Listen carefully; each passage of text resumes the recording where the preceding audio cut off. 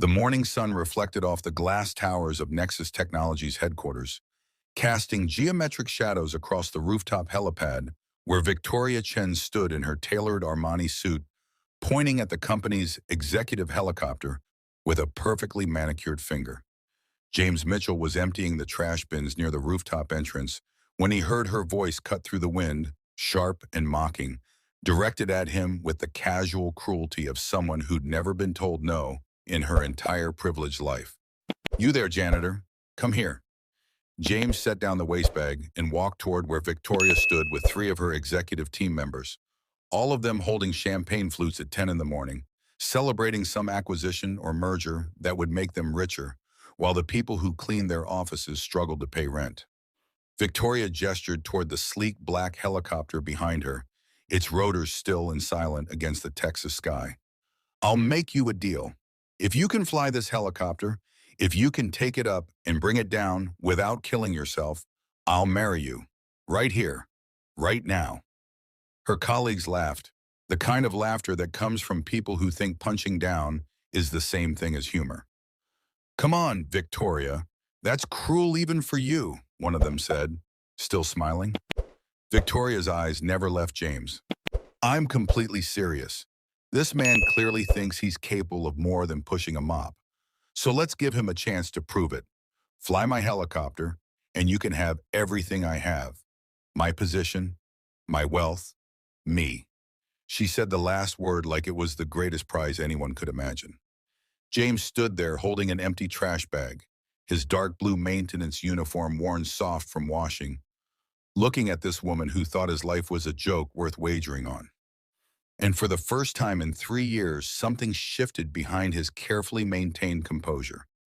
If that opening just grabbed you by the throat, if you're already feeling the injustice and anticipating the moment when everything this CEO thinks she knows gets shattered into pieces, then you need to hit that like button right now. Share this with everyone who's ever been underestimated based on their job title or the color of their skin. Subscribe to Acts of Depth because we tell the stories about the exact moment when assumptions collide with reality, when arrogance meets humility, when someone who's been invisible reveals they've been hiding in plain sight all along. Now let me take you back to understand exactly who James Mitchell was before he became the man emptying trash bins on Victoria Chen's rooftop, because that context makes what happens next hit like thunder. James Mitchell had been the best helicopter pilot in the United States military. Not one of the best. The best. He'd logged over 4,000 flight hours in Blackhawks, completing 273 combat missions across 3 deployments in Afghanistan and Iraq. He'd flown medical evacuations under fire, extracted special forces teams from hot landing zones, and once kept a damaged helicopter in the air for 40 minutes with a bullet hole in the fuel line and a dying engine, landing safely on a carrier deck in pitch darkness with zero visibility. His commanding officers had called him a natural, but James knew it wasn't natural talent. It was obsessive practice, relentless study, and the kind of focus that came from understanding that other people's lives depended on his ability to make the right decision in the 3 seconds between crisis and catastrophe. He'd been awarded the Distinguished Flying Cross, 2 Bronze Stars, and the Air Medal with Valor. His personnel file was filled with commendations that used words like exceptional and heroic and once-in-a-generation skill. And then on a January morning in the Helmand province, his entire world had shattered in the space of 7 seconds. The mission had been routine. Extract a team of Marines from a forward position before a Taliban offensive arrived. James had done the same type of extraction 100 times before. But intelligence had been wrong about enemy positions. And as James brought the Black Hawk down to pick up the Marines, an RPG had come out of nowhere. He'd seen it in his peripheral vision, had tried to pull up, had almost made it. The rocket-propelled grenade had struck the tail rotor assembly, and the helicopter had started spinning, the world becoming a blur of sky and desert and the faces of his crew knowing they were about to die. James had fought the controls with everything he had, managing to keep the helicopter from going into an uncontrolled spiral, managing to bring it down hard but survivable. He'd walked away from the crash with a concussion and a broken wrist. His co-pilot, his crew chief, and his door gunner had not walked away at all. 3 men he'd flown with for 2 years. Three men with families and futures. Three men who trusted him to bring them home. The investigation had cleared James of any wrongdoing. The official report had actually praised his emergency piloting for preventing a total catastrophe. But James knew the truth that the report couldn't capture. He'd been 3 seconds too slow in his reaction time. 3 seconds that he'd spent double-checking his instruments instead of trusting his instincts. 3 seconds that had cost 3 lives. The guilt had eaten him from the inside. He tried to continue flying, but every time he sat in a cockpit, the faces of his dead crew would appear in his mind and his hands would start shaking. The Army had offered him therapy, desk positions, honorable discharge with full benefits.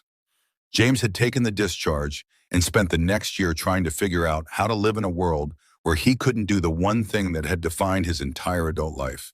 He drifted through jobs that felt meaningless. Security work, delivery driving, consulting for defense contractors who wanted his expertise but not his damaged psyche. Nothing stuck because nothing mattered when you'd lost the thing that gave your life purpose. Then his grandmother had called him home to Houston, to the small house where he'd grown up, and she'd said something that had shifted his perspective just enough to keep breathing. Baby, you're punishing yourself by trying to be someone you're not anymore. You can't be the pilot you were. That man died in that crash with those boys. But you can be someone new, someone humble enough to start over, someone brave enough to choose peace over glory. So James had taken a job as a custodian at Nexus Technologies because it was the opposite of everything he'd been. No life or death decisions. No one depending on him for their survival. Just floors to mop and trash to empty, and 8 hours of physical work that let his mind rest for the first time in years. He'd been working there for 14 months when Victoria Chen had inherited the CEO position from her father and had started treating the maintenance staff like they were scenery instead of people. Victoria Chen had never worked a day in her life before becoming CEO. Her father, Robert Chen, had built Nexus Technologies from a garage startup into a multi-billion-dollar enterprise over 30 years, and he tried to teach his daughter about the business from the ground up. But Victoria had been more interested in the lifestyle that came with wealth than the work that created it. She'd gone to Yale because her father had donated a library. She'd gotten an MBA from Harvard because her father had endowed a chair in her name. And when Robert Chen had suffered a massive stroke that left him unable to run the company, the board had appointed Victoria as CEO, not because she'd earned it, but because keeping the founder's family in power was good optics, and because they assumed they could control a figurehead who didn't understand the technical side of the business. Victoria had surprised them by being ruthless in exactly the ways that benefited herself. She'd cut costs by eliminating middle management positions and workers' benefits. She'd increased executive compensation, including her own salary, while freezing wages for everyone else. And she'd cultivated an image as a young, bold leader who wasn't afraid to make tough decisions, when what she really was someone who'd never experienced the consequences of being on the receiving end of those decisions. She treated the maintenance staff, the cafeteria workers, the security guards, like they were invisible, didn't learn their names, didn't acknowledge them when they cleaned her office or served her lunch. And on the rare occasions when she did interact with them, it was with the kind of condescension that came from someone who genuinely believed some people were just worth more than others. James had watched Victoria for 14 months, had seen how she treated people, had emptied the trash in her office, and heard the way she talked about employees like they were expenses to be minimized rather than human beings contributing to the company's success.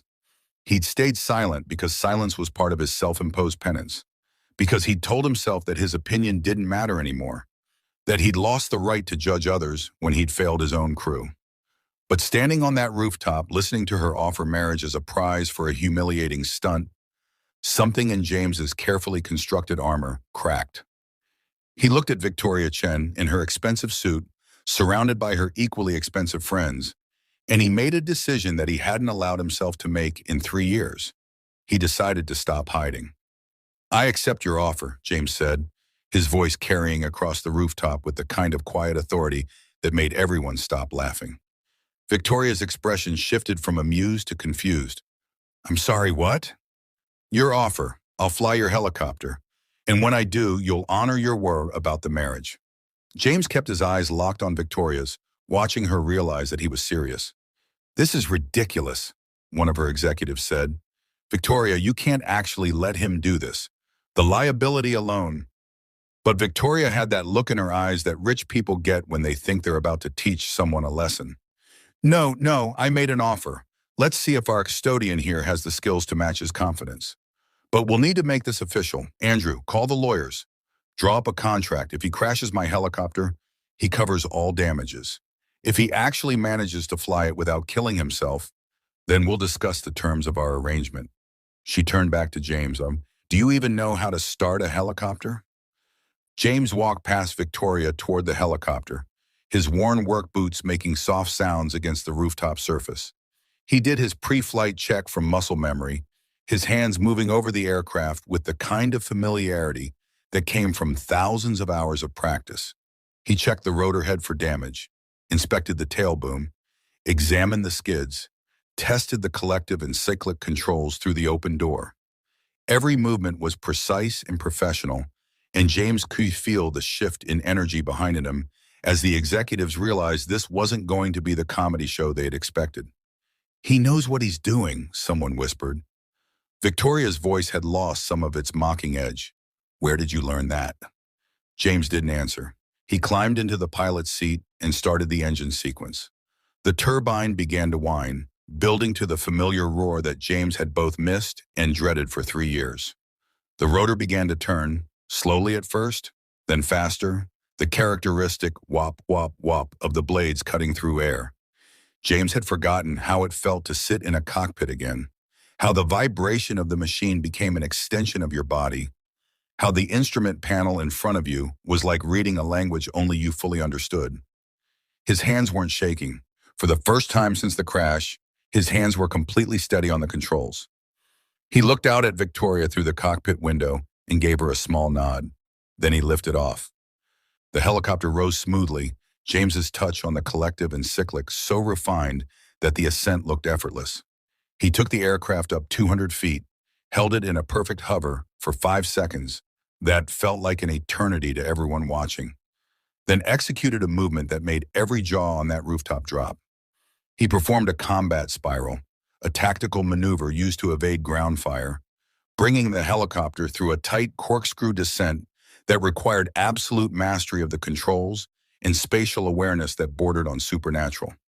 He came out of the spiral at 50 feet, transitioned into forward flight, circled the building once at speed, then brought the helicopter back to the helipad and set it down with such precision that the skids touched the surface at exactly the same moment with barely a bump. He shut down the engine, let the rotors wind down to a stop, and climbed out of the cockpit. The rooftop was completely silent except for the sound of the cooling turbine. James walked back to where Victoria stood, her champagne glass forgotten in her hand, her expression showing something that might have been shock or embarrassment, or the first stirrings of understanding that she'd miscalculated badly. "That offer still stand?" James asked. Victoria opened her mouth, but no sound came out immediately. One of her executives, the one who tried to talk her out of the bet, stepped forward. "That was military flying. Who the hell are you?" James pulled out his phone and brought up a photo, turning the screen so they could all see it. The image showed him in his army dress uniform, his chest covered in medals, standing next to a Black Hawk with his crew. Captain James Mitchell, retired, formerly of the 101st Airborne Division, 3 combat deployments, 273 missions, Distinguished Flying Cross. "I was flying helicopters while you were all learning to drive cars." The silence that followed was the kind that happens when reality fundamentally shifts and people need a moment to adjust to the new landscape. Victoria was staring at the photo like it was written in a language she couldn't quite read. "You're a decorated military pilot and you're working as a janitor? That doesn't make any sense." James put his phone away. "It makes perfect sense if you understand that job titles don't define worth. I clean floors because I chose to clean floors. Because after I lost my crew in a crash, I needed to do something that didn't put other people's lives at risk. Because being a custodian meant I could be useful without being responsible for life and death. You looked at me and saw someone beneath you. Someone whose life could be a joke. But I was never beneath you. I was just invisible to you because you've never learned to see people as anything other than their utility to your world. He took a step closer to Victoria, and she actually backed up slightly, not from fear, but from the realization that she'd been wrong in ways she was only beginning to understand. You offered to marry me if I could fly your helicopter. I flew your helicopter better than probably anyone else in this city could. So either you honor your word, or you admit that your word means nothing when it's given to someone you consider beneath you. Victoria's face had gone through several shades of pale. I didn't. This was supposed to be a joke. I never thought you'd actually be able to. You never thought a black janitor could be a decorated military officer? You never thought someone who empties your trash could have more qualifications than you do? You never thought that maybe, just maybe, the people you ignore and condescend to might have entire lives and histories that you know nothing about? James's voice stayed level, but the words landed like punches. One of the executives stepped forward, a woman in her 50s who'd been watching the whole exchange with an expression that had shifted from entertainment to discomfort to something like recognition. Captain Mitchell, I'm Sandra Williams, COO of this company. I think there's been a fundamental misunderstanding here, and I'd like to apologize on behalf of Nexus Technologies for the way you've been treated. Victoria shot her a look, but Sandra ignored it. Victoria, I think you need to acknowledge what just happened. You made a public bet. You lost. And more importantly, you revealed that you've been treating a decorated veteran, someone who served this country with distinction, like he was invisible because he's doing honest work. That reflects very poorly on you and on this company. Victoria's face had gone from pale to flushed. Sandra, you can't be serious. This whole thing is absurd. I'm not going to marry a janitor because of some stupid bet made in jest. Then you're admitting your word means nothing, James said quietly, which is important information for your board and shareholders to have. But this was never really about marriage. This was about respect, about you learning that the person cleaning your office might have sacrificed more for this country than you'll ever contribute to anything, that he might have skills and experiences that would humble you if you ever bothered to see him as a human being instead of scenery. He turned to walk away, then stopped. I'll be resigning my custodian position effective immediately, not because you humiliated yourself today, but because I realized something while flying your helicopter. I've been punishing myself by staying small, by staying invisible, by choosing work that kept me from the thing I'm actually good at. And you've been hiding behind wealth and position you didn't earn, treating people badly because you've never had to face consequences. We're both stuck, but at least now I'm choosing to get unstuck. The next 48 hours became a case study in how quickly public perception can shift when a story goes viral.